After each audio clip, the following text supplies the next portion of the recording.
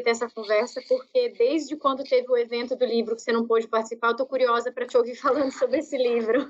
Eu fiquei super contente de poder remediar de algum modo a Ai, que bom. Ótimo. Você tá bem? Desculpa, nem perguntei. Tá tudo bem por aí no isolamento? Vida doida? E você, como vai? Também, dando um jeito aqui com o filho pequeno, às vezes é mais difícil, mas pelo menos eu tô com os meus pais, dá para dar cada um se ajudando um pouquinho. Ah, que bom.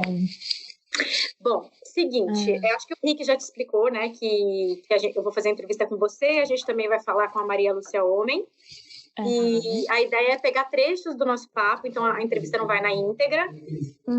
Então, se você responder alguma coisa, quiser voltar atrás, falar de novo, corrigir, não tem problema, que depois a gente vai pegar alguns pedaços só, daí a gente consegue pegar as partes que você daqui prefere.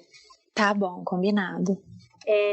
Bom, então tá, vou começar. Eu tenho um roteirinho aqui, mas se alguma pergunta que eu te fizer te levar para algum outro lado, fica à vontade também, tá? Eu tenho um roteirinho aqui, mas é mais só para nortear um pouquinho a gente. Tá. O livro, Meu Ano de Descanso e Relaxamento, ele se passa no começo desse século e também foi um período que marcou a gente pelas incertezas e por uma série de apostas de transformações, né? E, de fato, muitas coisas se transformaram de lá para cá, talvez não exatamente do jeito que muitas pessoas imaginaram. E aí a pergunta que eu queria te fazer é como você acha que esse conjunto de frustrações e de mudanças que são muito velozes na sociedade pode afetar a saúde mental das pessoas de uma maneira geral? Puxa, uma ótima pergunta, porque o que a gente vê, na verdade, a gente vai observando os fenômenos e tentando acompanhá-los e compreendê-los à medida que eles vão se desenrolando, né? Como a gente ainda está nesse processo, eu sinto que a gente só vai ser capaz de avaliar, de fato, em um outro momento histórico, né? Os efeitos que o século XXI, principalmente que a internet, a tecnologia, mas com a internet, teve sobre as pessoas, eu imagino que a gente só vai conseguir realmente compreender isso melhor em um outro momento, que a gente ainda está no olho do furacão. Mas eu gosto quando você diz, por exemplo, que os acontecimentos, os desdobramentos que a gente teve do início do século para cá, não foram como a gente esperava, né? Eu acho que a gente começou muito entusiasmado com a tecnologia, com a modernidade, atrasados já, né? Agora eu estou falando do século XXI, então a modernidade já é um tema e já é criticada desde o século XX, né? Desde o século, às vezes, em alguns textos até do século XIX, mas essa radicalidade, dessa velocidade, né? Dessa forma de vida, principalmente nas grandes cidades, que eu acho que é um tema também do livro, né? Essa vida cosmopolita, de alguma maneira, como se parece a vida em Nova York, com a vida em São Paulo, com a vida em Tóquio, com a vida na Cidade do México, né? Nas grandes cidades, não importa muito onde a gente esteja, tem algo em comum, que é essa velocidade. E o quanto isso pode aniquilar a subjetividade, eu acho que a gente já tem notícia, já observa, mas só vai conseguir dizer bem, descrever bem esse processo com um pouco de afastamento histórico. O que a gente vê agora é um aumento de sofrimento, né? A gente vê que a angústia, tem um aumento de angústia, tem um aumento de diagnóstico, mas fora diagnóstico, que também pode muito bem ser uma criação para também rotular, enquadrar sofrimentos proporcionais aos dilemas, né? E tratá-los como patológicos, porque tem uma ideia de normalidade, e o livro também acho que aborda isso de uma maneira muito interessante na figura dessa psiquiatra malucada, que é uma personagem muito cativante no livro, né? Horrível, mas apaixonante, todo mundo gosta muito, se diverte muito com essa médica, e eu acho que a gente vai tendo notícia desse aumento de sofrimento, mas o quanto a profundidade que isso vai nos afetar, eu acho que a gente precisa de um pouco de afastamento para avaliar. Ô, Fabiana, às vezes eu tô quietinha aqui porque eu desligo o meu microfone, tá? Pra gente poder pegar seu áudio, mas eu tô reagindo aqui do outro lado com o microfone cortado. Tá bom. É, eu queria pegar um gancho um pouquinho do que você falou sobre a psiquiatra maluca, que todo mundo se diverte com ela, porque eu acho que tem uma questão muito interessante desse livro, que daí também queria te ouvir falar sobre isso, Uhum. que ele trata de uma coisa que é muito séria e muito pesada, né, que é essa angústia da modernidade, tudo isso que você falou agora, das grandes cidades, da gente se identificar, não interessa muito em que país você está, as grandes cidades têm essa coisa em comum de aniquilar a individualidade e tal, Uhum. mas é um livro ao mesmo tempo leve, assim, é como se ele estivesse rindo de coisas que são muito pesadas. Uhum. Como você acha que ela dá conta disso? Que mecanismos você acha que essa narradora consegue, como que ela consegue construir essa leveza mesmo se tratando de um assunto tão pesado? Eu acho que o humor é um recurso muito válido para se aproximar do absurdo, né?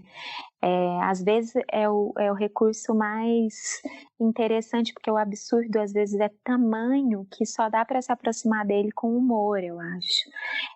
Claro que existem outras maneiras, mas me parece que a dela, essa ferramenta que a autora tem, e que também está nos outros livros dela, mas que aqui eu acho que ela foi muito bem sucedida nessa exploração, que é sombria, é trágica num sentido leigo da palavra trágico, não no sentido de gênero literário, né?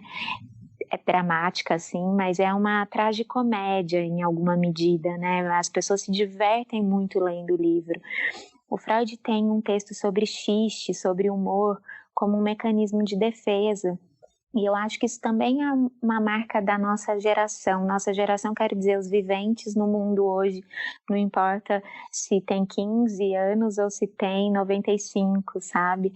Eu acho que tem uma marca de humor, assim, principalmente talvez na geração aí entre os 20 e os 40, 20 e 50, que recorre muito ao humor como um instrumento de defesa, uma ferramenta de defesa. E eu acho que é um recurso muito válido para a gente poder assimilar, elaborar, assentar, reagir ao absurdo, às vezes, do mundo. É claro que também é um recurso, como todos os outros, que pode ser mal usado, né? Pode ser banalizado, pode ser deslocado para algum caminho aí que seja perigoso. E acho que não é isso que essa autora faz, né? Ao contrário, eu acho que funciona muito como um contraponto no livro à dor que a gente também sente e acompanha. Mas eu não acho que nessa ridicularização que ela faz dessa personagem, ela banaliza o tema. Eu acho que, ao contrário, fica ainda mais grave, né? Muito bom. A saída dessa protagonista, ela está tentando uma saída para uma angústia que parece simbolizar um pouco, ou pelo menos, ela é como se ela levasse ao extremo o que muitas pessoas já fazem na vida real, que é lidar com esse sentimento de angústia se dopando ou por meio de alguma substância ou por meio de algum consumo excessivo de algum hábito ou de algum conteúdo.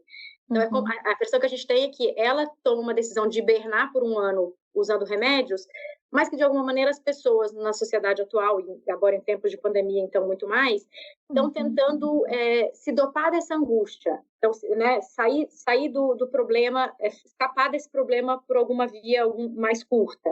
E aí a pergunta que eu te faço é, quando que essas saídas realmente podem ajudar a aliviar um peso e quando que essa saída se torna uma opção negativa e que acaba piorando a situação das pessoas no fim?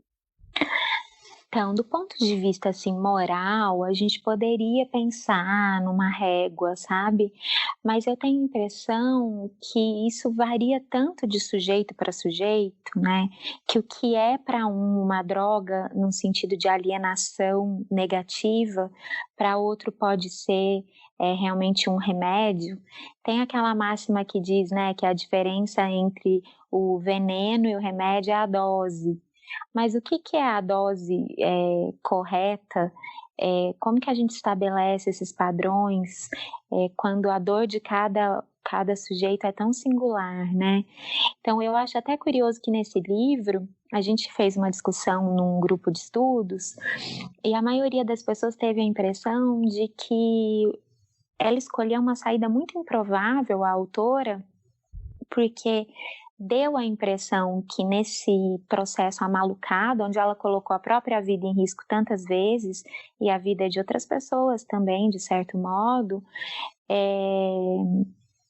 que embora tinha algo de pulsão de morte aí, também teve algo de pulsão de vida, acabou funcionando de algum jeito para ela. E para outras pessoas não funcionou. O que aconteceu é que ela terminou esse processo muito parecida com o que ela era antes. Ela só tem a impressão que conclui um ciclo, mas que esse ciclo não foi concluído. Uma das pessoas do nosso grupo de estudos teve essa leitura e trouxe trechos do texto para embasá-la, e eu achei muito interessante, porque não era a minha leitura, mas era uma outra leitura muito legítima, estava muito bem embasada no próprio texto. Então, eu acho que até se a gente tem essa dúvida até sobre a personagem, né? É claro que ela vai para um extremo autodestrutivo, mas a autora explora isso sem muito moralismo, né? E aí o que acontece é que em algumas situações parece que funciona para ela e a gente está temendo o tempo todo pela vida dela, né? Parece o tempo todo que ela mesma está indiferente a isso, se ela vai acordar ou não, se aquela dose vai ser fatal ou não, que a dor dela é tão grande que ela de fato precisa dessa anestesia. Agora, ela constrói para si mesma um argumento racional, pautado na ciência, mas obviamente com muita liberdade, né? Que ela diz que as células todas do corpo vão se refazer e que ela vai ser uma nova pessoa de fato depois desse período. E dá a impressão para ela, né, que esse plano funcionou por essa razão. Mas pode ser que ela só tenha encontrado maneiras de se machucar, de sofrer, outras maneiras de sofrer as coisas que ela precisava ter sofrido, e de endereçar, de dar vazão ao luto, de elaborar, né, no caso de quem faz a leitura, de que ela talvez tenha conseguido em alguma medida endereçar esse luto. Para quem pensa que não, para quem pensa que ela fez lá um trabalho de luto, mas que ela mesma como sujeito não mudou, que ela tá no ponto, que ela começou no ponto A e voltou para o ponto A, aí acho que essa interpretação não vale. Mas a minha leitura é que ela foi encontrando maneiras, muitas vezes autodestrutivas, mas ela criou maneiras novas para sofrer. E eu acho que ela estava precisando tanto se anestesiar quanto sofrer, dar vazão ao sofrimento, sabe? Não, eu tinha ficado com a primeira turma que acha que ela saiu do ponto A e voltou para o ponto A, mas te ouvindo falar agora fez muito sentido, assim, porque querendo ou não, por mais que ela esteja dormindo, ela faz coisas enquanto está dormindo, né? Ela não tem a memória disso, mas ela continua vivendo, né? E se ela está vivendo, não é possível que ela continue igual, eu acho, né? Acho que tem alguma coisa em processo, né? Assim, importante. Ela sonha, ela faz coisas sonâmbulas, entre aspas, né? Coisas que ela não lembra, mas coisas importantes. Não é um sono como o da Bela Adormecida ou da Branca de Neve, em que ela fica absolutamente estável e deitada, né? Algumas pessoas comparam, falam que é uma releitura do mito da Bela Adormecida, mas eu não acho que é uma boa comparação por isso, porque é um sono muito ativo, né? É como se fosse uma espécie de um delírio, assim, é como se ela ficasse num outro estado mental, mas um estado mental em que coisas estão acontecendo, né? Um estado mental ativo de qualquer jeito, né? Não tá em coma, né? A outra pergunta que eu queria te fazer é que, apesar desse assunto de depressão ou de você tem depressão, que eu acho que é mais comum, mas, enfim, crise de pânico, etc. Apesar desses assuntos estarem sendo cada vez mais discutidos e a gente está debatendo cada vez mais, tem, por exemplo, o Setembro Amarelo, que vai falar sobre saúde mental de uma maneira geral, às vezes dá a sensação de que o número das pessoas que têm tido esse tipo de problemas, tipo síndrome do pânico, tarará, parece que esse número de pessoas que têm sofrido algum tipo de problema nessa área tem aumentado. Faz sentido achar que esse número está aumentando? Os diagnósticos é que estão aumentando, mas as pessoas já sofriam disso antes? Ou a gente está errando na abordagem e olhando para o lado errado quando o assunto é esse? Eu fico preocupada com o aumento de diagnóstico. Eu vejo que existe um aumento de sofrimento, então eu acho que isso é difícil da gente negar, mas eu acho que o aumento de diagnóstico e o excesso de tratamento, né, de medicalização, de patologização, isso é muito preocupante, né, porque qualquer pessoa que está um pouco fora do que é considerado funcional, normal, produtivo, já merece ser tratada, né? Já tem algum código lá no manual de transtornos que a psiquiatria adota, né, para o CID e tal, já tem algo que encaixa. Então, muitas crianças com diagnósticos de transtorno de déficit de atenção ou de um outro transtorno que eles chamam de opositor, né, assim, de fazer oposição à autoridade, coisas que talvez antes a gente não pensasse como doença, né, como patologia ou como algo que merecesse tratamento. Com isso, eu não estou querendo dizer que não existam casos de crianças que realmente sofrem de tal maneira que precisem de ajuda. O que eu estou dizendo é que eu acho que tem um excesso de intolerância na cultura a qualquer coisa que é diferente, que destoa e tem essa tendência de homogeneização, assim, uma busca de botar todo mundo funcional, crianças, adultos, velhos. Agora, com a pandemia, a gente está vendo, por exemplo, essa questão em relação à velhice, né? Qual é o valor de um velho para a cultura se ele não for funcional? E aí a gente também entra numa questão parecida, né? Essa ideia de normal, de funcional é muito perigosa. Então, embora exista um aumento de sofrimento que precisa ser acolhido de algum modo pela medicina, pela psicologia, pela psicanálise, por outras áreas de tratamento e de cuidado, né? Eu vejo com muita preocupação esse aumento de diagnóstico. Muito bom. Acho que aqui no Brasil, se a gente for parar para pensar, a gente está num clima de instabilidade há muito tempo já. Né? A gente parece que a história do Brasil é marcada por uma instabilidade que parece que não termina. Mas se a gente for olhar dos últimos anos para cá, a gente sente que as redes sociais intensificaram esse sentimento e agora com o coronavírus pior ainda.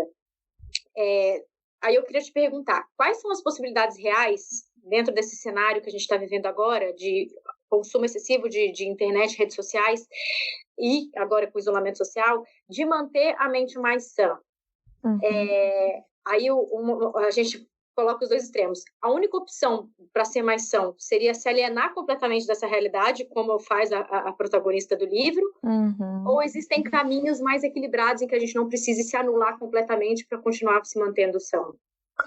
Pois é, eu acho que o exemplo dela é um exemplo a não seguir, né? Assim, nesse sentido, na nossa vida, na literatura é muito interessante a exploração que a autora fez, mas na vida, com certeza, não é um bom modelo.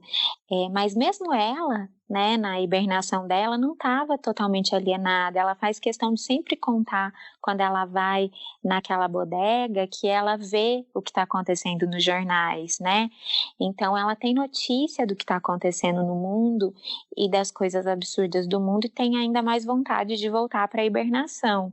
Mas ela não está alienada completamente disso. Ela quer se alienar com drogas, com videocassete, e ela quer assistir os mesmos filmes que trazem a ela conforto, que trazem a ela algo de familiar, mas é impossível se alienar, né? E eu acho que a gente tem um dever cívico também, coletivo. Então, esse equilíbrio muito delicado entre proteger a singularidade, proteger a sanidade e também ter um senso de coletividade é muito importante. É claro que se a gente não tem condição de cuidar nem de si, como é que a gente vai pensar na coletividade? Então, é um pouco como aquela metáfora muito usada e até banal, mas da máscara de oxigênio no avião, né? Que numa situação de perigo, você tem que colocar primeiro em si mesmo para depois socorrer a pessoa que está ao seu lado, mesmo que seja seu filho. Não porque você é mais importante, mas porque até para ajudar o outro você precisa estar respirando. Então eu acho que o termômetro a gente precisa estar minimamente bem para poder estar no mundo com o outro. É claro que ninguém pode estar completamente bem se alienar de tudo. Se o custo para estar bem for eu não vou participar de nenhuma conversa sobre o mundo, eu vou virar um ermitão, vou morar numa caverna, esse custo é muito alto, né? É uma recusa muito radical. Mas cada um vai encontrar uma medida, ou pode tentar encontrar uma medida do que é saudável, do que suporta. E talvez esse excesso de informação também não seja necessário. Muito provavelmente não é. Antes a gente acompanhava as notícias uma vez por dia, lendo o jornal. Agora, na internet, a gente tem uma sensação de que precisa estar acompanhando tudo com muita urgência, precisa estar participando do debate imediatamente. Então, também não tem um tempo de decantação, de reflexão, e o debate fica muito superficial, muito reativo. Me parece que não é um ambiente saudável esse. De outro lado, eu acho que a gente precisa entender que mesmo quando a gente não está nas redes, a gente está. Porque a lógica das redes, elas já extrapolaram há muito tempo a plataforma. Então, mesmo que eu não tenha uma conta no Instagram, a lógica do Instagram já está na cultura. Mesmo que eu não tenha uma conta no Twitter, a lógica do Twitter já está na cultura. Então, talvez a gente tenha que pensar menos em uma recusa de participação e mais como participar melhor dessas conversas, com qual frequência eu sou capaz de acompanhar as notícias sem enlouquecer, em que medida eu posso me dar ao luxo de me alienar, né? Isso também é importante, né? No meio desse caos que a gente está vivendo, encontrar pequenos momentos de bem-estar e poder usufruí-los também sem culpa. Existe hoje também uma perseguição a qualquer tipo de bem-estar, assim, num momento desse, como se fosse um pecado mortal, né? Tem até umas brincadeiras no Twitter, assim, que a pessoa diz, olha, se você acordou hoje e foi trabalhar, não diga a ninguém que você acordou e foi trabalhar, porque há quem não tenha acordado e há quem não tenha um emprego. Fica muito difícil quando tudo entre aspas, uma palavra muito usada, gatilho, para o outro, né? Quando qualquer coisa que é boa na sua vida, você precisa se sentir culpado por tê-la. Então, eu acho que tudo isso está em disputa, né? Tudo isso são elementos de uma equação que a gente está tentando sondar, não é? É isso que você está falando, desse ambiente hostil, né, em que fica difícil até a gente existir no mundo com esses pequenos momentos de leveza ou de bem-estar. Me leva para a próxima pergunta que eu ia fazer. Antes de falar com você, eu estava lendo algumas coisas suas e tal, e aí eu caí num texto seu no Medium, que é de 2018. Deu até um aperto no meu coração no final do seu texto, porque no final do seu texto você fala, então eu espero que o Bolsonaro não seja eleito, alguma coisa assim. Eu falei, ai, meu Deus do céu, tinha tanta coisa por vir ainda. Mas eu peguei esse texto porque eu separei duas partes que você cita o Andrew Solomon. E aí, uma das partes que você cita dele, ele fala, meu psicanalista diz que nunca lhe acontecera antes de cada paciente discutir as políticas nacionais repetidamente, sessão após sessão. Agora, de um lado, temos uma tensão contínua de ansiedade e medo. Do outro, a brutalidade. O ódio é deprimente. É obviamente deprimente ser odiado, mas também é deprimente odiar. E aí depois, mais para frente, você cita um outro trechinho dele que há uma escassez de empatia, até mesmo de gentileza. da conversa nacional. E esses déficits transformam a neurose ordinária em atos de desespero. E aí a pergunta que eu te faria é, essas palavras ódio e empatia, parece que elas têm resumido muito do que tem sido a disputa política dos últimos anos e que tem a ver com o que você estava falando agora há pouco. Onde que nas nossas vidas a gente pode conseguir encontrar mecanismos para replicar mais a empatia do que o ódio? Porque muito do que você está falando é as redes sociais reforçando esse ódio e essa intolerância e esse não enxergar o outro travestido de uma generosidade absoluta, né? Quando você fala que você não pode dizer nem que saiu de casa para trabalhar, parece que você está tendo uma empatia com quem está sofrendo, mas você está sendo hostil com quem está tentando levar a vida também, né? Sim. Então, como é que a gente pode encontrar esses mecanismos para ser mais empático e odiar menos e não sucumbir a esse clima geral de ódio que tem rolado? Muito legal, Fernanda, porque eu acho que isso que você falou é uma dos elementos mais importantes da gente discutir hoje. Quantas coisas a gente fala e faz supostamente investido das melhores motivações, por exemplo, defender quem está sofrendo ou quem não tem as mesmas oportunidades, e na verdade é um pretexto para destilar hostilidade, ódio, né? Em nome dos bons sentimentos, também o Bolsonaro foi eleito, também ele faz os discursos dele, ele toma as decisões dele em nome da família, ou em nome disso e daquilo, né? Também em nome de coisas supostamente valiosas, Hitler ascendeu ao poder. Então é muito perigoso esse discurso em que eu me autorizo, como se eu tivesse investido de bons sentimentos, a julgar, a condenar, a hostilizar o outro. Acho que no fim é a mesma coisa que a gente está criticando e a gente está fazendo, sabe? O que eu percebo é que a palavra empatia quase que já não está dando conta, porque a palavra empatia justamente aqui também justifica, por exemplo, que as decisões sejam tomadas pensando nos seus pares, né? Eu consigo me colocar no lugar dessa pessoa, então eu consigo acreditar que o que ela tem a dizer é legítimo, que a dor dela é importante. Se eu não consigo, se eu fracasso nessa tentativa de empatia, então essa dor é ilegítima ou desimportante. Então eu tenho pensado que talvez o conceito de alteridade, que é mais radical do que a empatia, que é reconhecer que eu talvez não seja capaz de me colocar no lugar do outro, mas que esse outro existe e merece ser respeitado na sua diferença, talvez a chave para a gente pensar essa questão da intolerância e do ódio seja mais na chave da alteridade, sabe?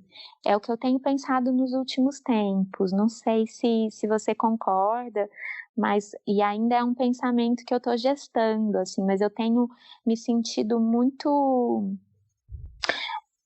mais inclinada a estudar e a pesquisar e a exercitar a alteridade do que a empatia. Não porque a empatia não seja importante, mas porque talvez ela já seja limitada de saída, a gente só consiga aplicá-la quando a gente consegue se relacionar com o universo desse outro de alguma maneira. E se eu deslegitimo o universo desse outro, então o que ele tem a dizer, as reivindicações dele, a forma de vida dele, não são válidas. A gente pode pensar um exemplo muito cristalino, que é a questão dos indígenas hoje, né? Então, enquanto a gente tentar fazer exercício só de empatia, eu acho que ainda é limitado, porque é uma alteridade radical, é uma outra forma de organização, é uma outra forma de estar no mundo. Então, quando a gente pensa que está protegendo um outro grupo a partir das nossas ideias do que é proteção, do que é boa vida, do que é justiça, é complicado, né? Claro que a gente precisa estabelecer aí um denominador comum, que seja possível ter uma conversa, uma aproximação, que as pessoas não estão isoladas no mundo, né? Nem as culturas estão isoladas no mundo, mas talvez o exercício de alteridade seja hoje ainda mais importante. Nossa, eu achei incrível isso. Eu nunca tinha parado para pensar desse jeito, e achei curioso você falar da questão dos indígenas, porque eu fiz jornalismo, né? E eu lembro de no primeiro ano eu tinha aula de antropologia. E eu amava e odiava, porque eu saía muito angustiada dela. Eu falava, não tem solução, porque assim, se a gente vai falar do homem branco na civilização e do índio que vive lá no meio do mato isolado, tá tudo ótimo, tá tudo funcionando. O problema são as intersecções, justamente, né? Exato. No momento em que essas duas culturas coexistem em situações em que a regra de cá não vale para a regra de lá e vice-versa, assim. Então, como fazer essa mediação, né? Exato. Eu saía sempre muito nervosa, falando, como que vai resolver isso? E é isso, não sei se tem uma solução, mas eu acho que está muito mais para alteridade mesmo do que para empatia, né? Eu acho que faz muito sentido, gostei muito de te ouvir. Que bom. Fabiane, a última pergunta que eu queria te fazer, para ver se a gente consegue deixar um pouquinho mais leve esse final, é te perguntar se você acha que a literatura tem um papel dentro desse processo do que seria de autocuidado. Se você acha que os livros e as boas histórias podem sim ajudar a gente a percorrer um terreno de incerteza intenso como a gente está vivendo agora. Eu acho demais, Fernanda.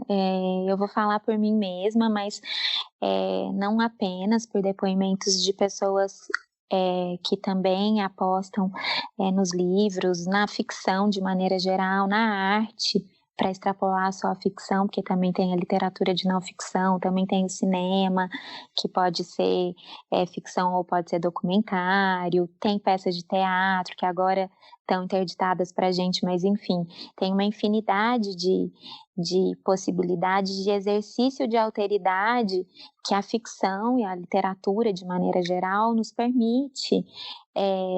Por exemplo, o livro da Olga Tautarto, que é sobre os ossos dos mortos, e esse livro que a gente está comentando agora, em ambos a gente tem narradoras com as quais muita gente tem dificuldade de se identificar. Né? E como é que a gente vai, então, acompanhar essa história se a gente não é capaz de se colocar no lugar dessa narradora pelo caminho da empatia? Acho que se a gente for pelo caminho da alteridade, a gente talvez consiga, e essas histórias ajudam a gente a enriquecer nossa visão de mundo e também o nosso mundo interno, né? Tanto do lado introspectivo, de se nutrir, de se alimentar, de se ocupar de algo que pode ser transformador ou que pode ser, de alguma maneira, ter reverberações importantes. Eu acho que a literatura é muito importante no plano individual e no plano coletivo.